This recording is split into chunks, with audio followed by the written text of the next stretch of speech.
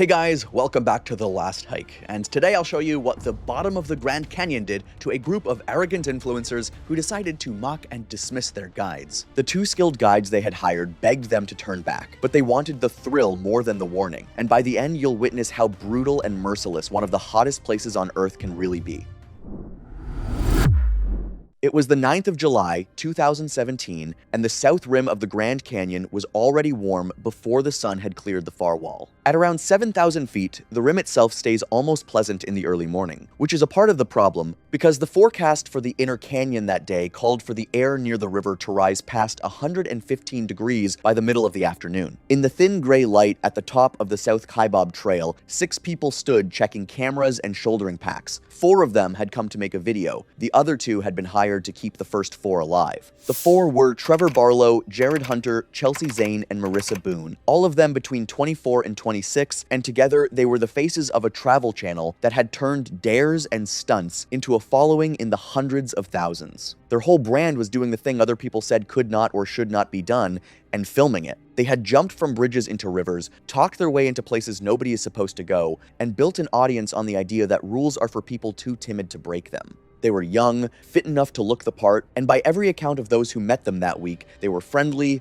loud, and completely sure of themselves. In the days before the hike, the group had posted that they were about to take on the one trail everyone had told them to skip in summer, and joked to their followers that warnings like that are written for the kind of people who quit early. The trip they had paid for was not the trip they wanted. Guiding hikers for money inside the park is not something just anyone can do. It takes a formal authorization from the Park Service, and the companies that hold one guard it closely, because it depends on running trips that are both safe and within the rules. And one rule matters more than any other here: that a paid company is simply not permitted to guide a client rim to river and back in a single day at all, which is exactly the trip the group had in mind. By the accounts that came out afterward, more than one authorized outfitter had already turned the group down, because no responsible company takes clients to the river and back in the middle of July. The company that finally accepted the booking agreed only to a short, standard itinerary, a pre-dawn start, a turnaround at Cedar Ridge well short of the river, and a return to the rim long before the worst of the heat. The 2 guides it sent to run the trip were a canyon veteran named Blake Yates, who had spent the better part of 20 years working the inner canyon, and a younger guide named Jonas Ellison. What the group had come to film was something else entirely. The whole descent, rim to river and back in a single summer day, the exact trip the park spends enormous effort every year trying to talk people out of. To understand why that matters, you have to understand this particular trail. The South Kaibab runs straight down the open face of the canyon, following the spine of the rock with almost no shade at any hour, and unlike the gentler Bright Angel Trail nearby, it carries no water anywhere along it. From the top down to the Colorado River is a drop of close to 5,000 feet, and a full rim to river and back day covers close to 15 miles. Most people who attempt the crossing go down the steep South Kaibab and back up the longer Bright Angel, which at least has water and a little shade partway, and even then only in cooler months. In summer, the park urges everyone to stay high and short and to be off the trail by the middle of the morning. Let me explain the first trap of this canyon, because it fools nearly everyone. The way down is cool and easy and fun, but every step you enjoy is when you have to suffer later in the afternoon heat. The park does not hide any of this. The signs at the trailhead are blunt, telling hikers in plain words not to try to reach the river and return in a single day, and reminding them that going down is optional while coming back up is mandatory. One well-known sign shows a strong, fit-looking young hiker doubled over and being sick, above a warning that the canyon has killed people who looked exactly like that. Rangers and volunteers with the park's preventive search and rescue program work the upper trails all summer for the single purpose of catching people early, reading the ones who are underprepared, and turning them around before they get in over their heads. Rangers learn to measure a summer day less in miles than in hours of exposure, and the truth they repeat to anyone who will listen is that a strong hiker who feels wonderful at the bottom at noon can be a rescue call by 2 in the afternoon because the canyon does not send you the bill for the descent until you turn around and try to leave. They will all tell you the same thing. Almost nobody gets into real trouble on the way down when the trail is cool and legs are fresh. The trouble comes hours later, on the way up. When the sun is overhead, the rock radiates heat like the inside of an oven, and the body has already spent much of its reserve. In a hard summer, the heat and the canyon together kill several people and force dozens of serious rescues, most on the way out, and most of those people were fit and confident and simply did not respect how fast midday turns on you down there. The ones who die on that trail are rarely the clueless tourists everyone pictures. More often, they are young and fit, and used to pushing through discomfort, which in that heat is not a strength but a trap, because the last clear warning and the final collapse come very close together. I need you to understand the heat down there, because it's not the normal summer heat you know. The inner canyon runs past 115 degrees with no shade, and it takes a body apart faster than people believe. There's a whole science to staying alive in that heat, and the guides knew all of it. In dry air, that hot, sweat evaporates the instant it appears, so a person loses water far faster than they ever feel, which is why the park tells summer hikers to drink close to a quart an hour and to keep eating salty food the whole way.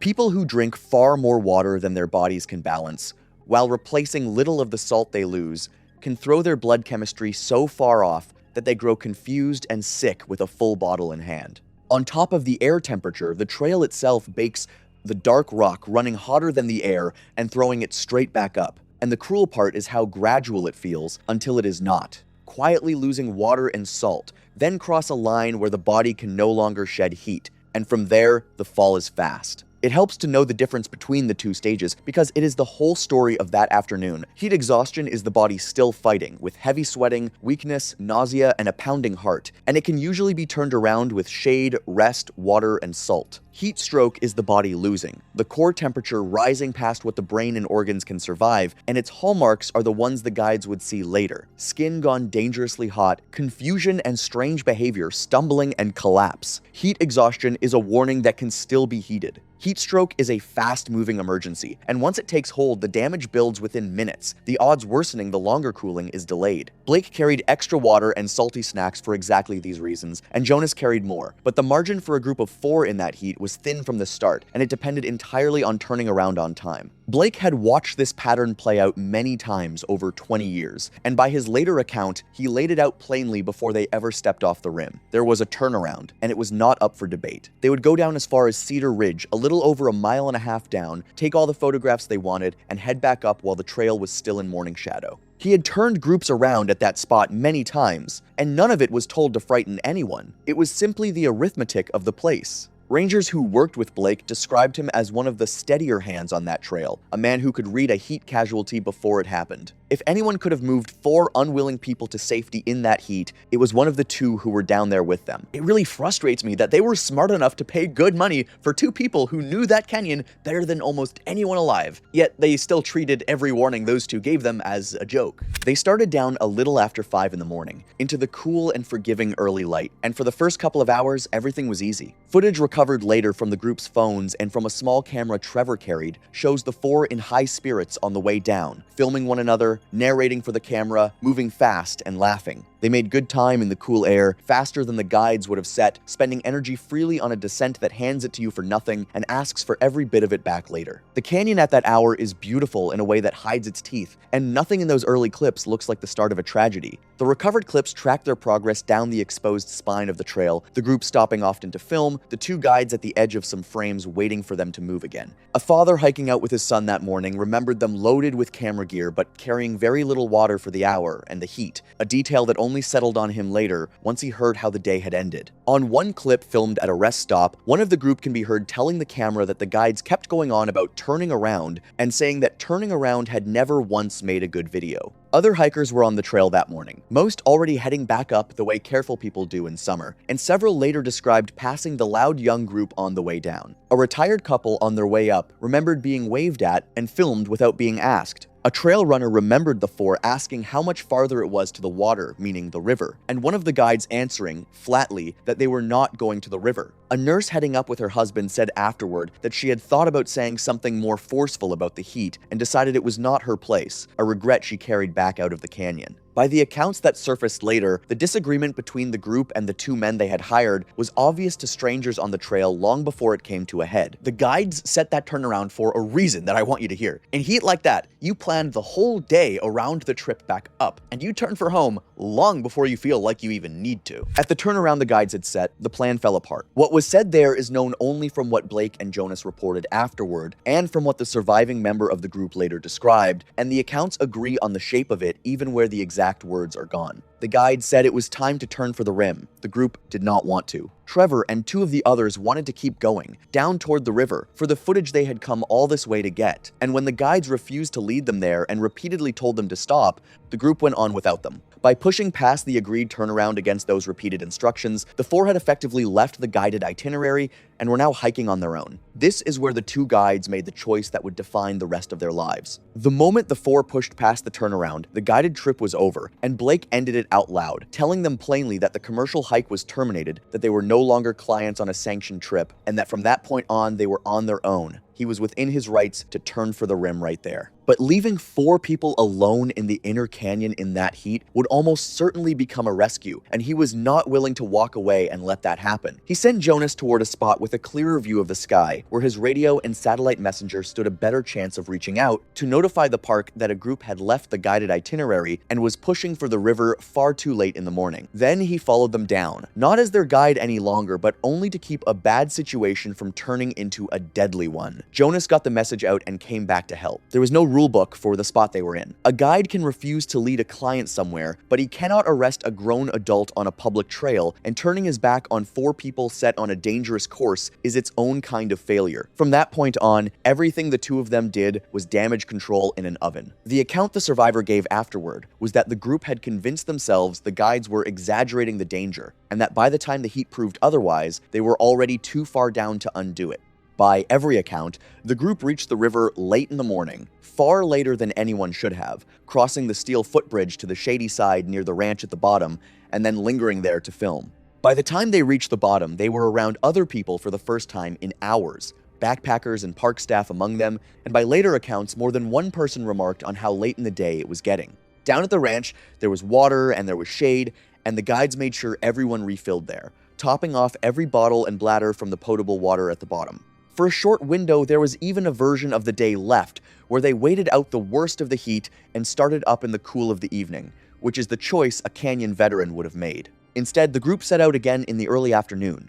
There was footage of them starting up, with the walls rising thousands of feet on every side, and in it the day had already turned, because the only way home now was up, in the full heat, on bodies that had spent everything getting down. To climb out, they did what the park steers people toward, following the river trail along the Colorado to the foot of the Bright Angel Trail, rather than reclimbing the waterless South Kaibab they had come down. The way out rises gently along the river at first, before it turns up and away from the water into the tight inner gorge, where the first shade and water are still a long, exposed stretch above. In the cool months, it is a hard but ordinary hike. On a July afternoon, with the group low on water and worn down, that lower gorge is one of the most dangerous pieces of trail in the country. People always misjudge that river, and I understand why. It looks close enough to touch from up on the rim, but reaching it is the easy half, and hauling back up in the afternoon sun is the half that kills. They started the way out near the worst possible hour, with the sun full on the rock and the heat pressing in from every side of the narrow lower gorge. Water was already the problem, and not because there had been none at the bottom.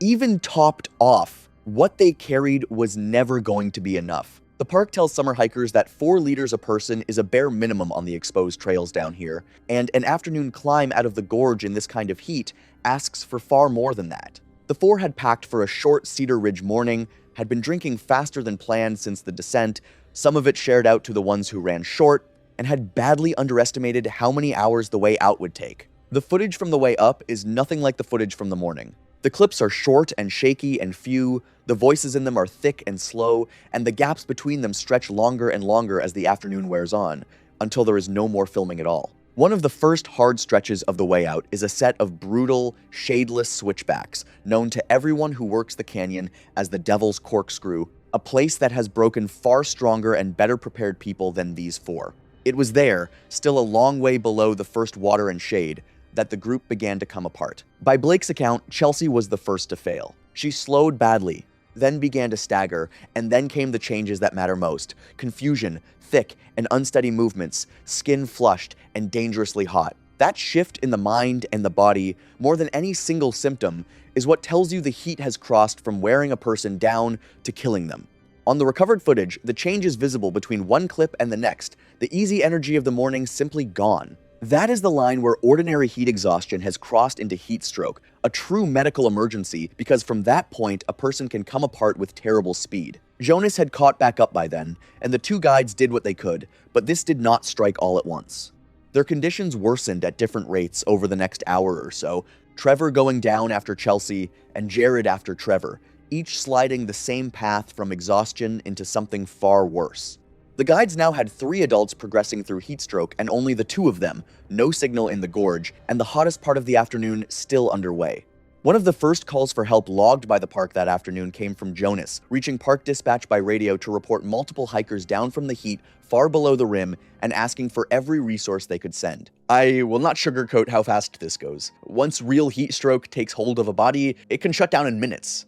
And down in that canyon, help can still be hours away, even after the call goes out. What the guides did next is the part the rangers who responded still talk about. They got the group off the open trail into what thin shade the rock offered, and worked to cool them the way wilderness medicine calls for, stripping off outer clothing, wetting their skin and fanning them without pause to drive the evaporation, soaking them again as fast as the dry heat pulled it back out. But cooling a person in the shade of a boulder when the air itself is past 115 degrees is close to impossible, and there were 3 going down at once, not 1. Blake and Jonas split the impossible work between them, one moving among the 3 who were worst, while the other stayed locked on the one who still had a chance. They made every scrap of shade the rock and their own bodies could offer, spent the last of the food and salt, and kept talking to the ones who could still answer on the logic that a person you can keep responding is a person not yet lost. Rescue in the inner canyon is not what people picture from the movies. There are no roads down there and no quick way in. In extreme heat, helicopter operations are often severely limited by what pilots call density altitude, the thin, superheated air robbing an aircraft of lift, so a ship may be unable to land nearby, or forced to wait for the cooler air of evening, and there are only so many aircraft and so few hours of daylight. A single bad afternoon can bring the park more emergencies than it can reach at once, and crews get pulled in several directions, triaging by radio who can wait and who cannot. Teams were moving toward the group from the station at the bottom and down from the rim, and a helicopter was working the narrow window the heat allowed, but every one of those things takes time measured in hours, not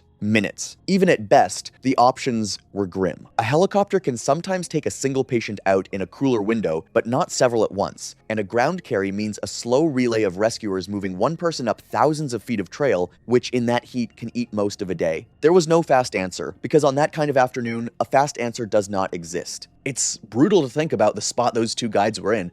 They couldn't carry 3 grown adults up thousands of feet in that heat, so all they could do was stay with them, cool who they could, and wait. When the first park rangers did reach the group, they found the 2 guides still working, out of water themselves, having given away everything they carried. The rangers took over the cooling and the triage and called for more. And they did everything that trained people can do on a strip of trail with no shade and no fast way out. But the canyon had already taken most of what it was going to take, and there is a hard limit to what anyone can reverse once a body has been that hot for that long. The whole thing unfolded across a brutal few hours. The group left the bottom in the early afternoon. The first collapse came not long after they turned uphill, and rangers on foot still needed a long time to reach them in heat that forces even trained crews to move slowly. Far too much time passed, and almost none of it was time anyone on the scene could have saved. The help reached them too late. Chelsea, the first to go down, was already gone by the time the first rangers got to the group. Trevor died during the evacuation. On the trail, the group had been warned again and again not to attempt in the afternoon heat. Jared held on the longest and was flown out alive, but the heat had driven his body too far, and he died days later in hospital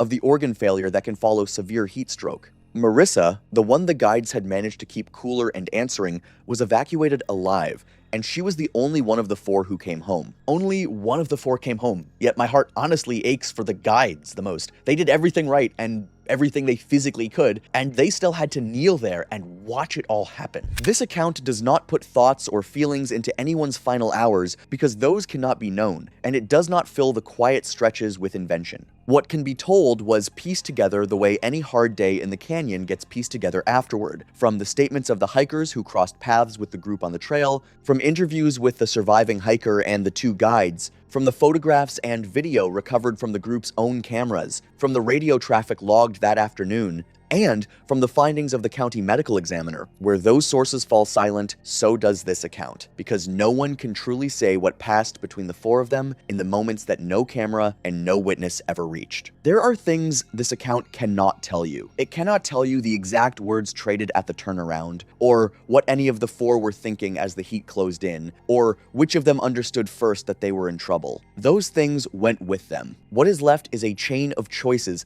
that many people saw and warned against, and an outcome whose circumstances closely matched many earlier heat fatalities documented in the canyon. The park and the investigators who reviewed it did not treat the deaths as anything other than what they were: a heat tragedy on a trail that produces them almost every summer, made far worse by a group warned clearly and repeatedly that chose the shot instead. The two guides were not faulted. Investigators found no evidence that either man had acted negligently, and concluded that the two had done everything within human power, first to prevent the disaster, and then to stop it once it began. The channel the four had built went quiet in the weeks that followed, and the video they had gone down to make was never the video anyone got. By the accounts that came later, doctors treated Marissa for severe heat injury and rhabdomyolysis, the muscle breakdown that can wreck the kidneys after a body has been pushed that hot, and her recovery was long.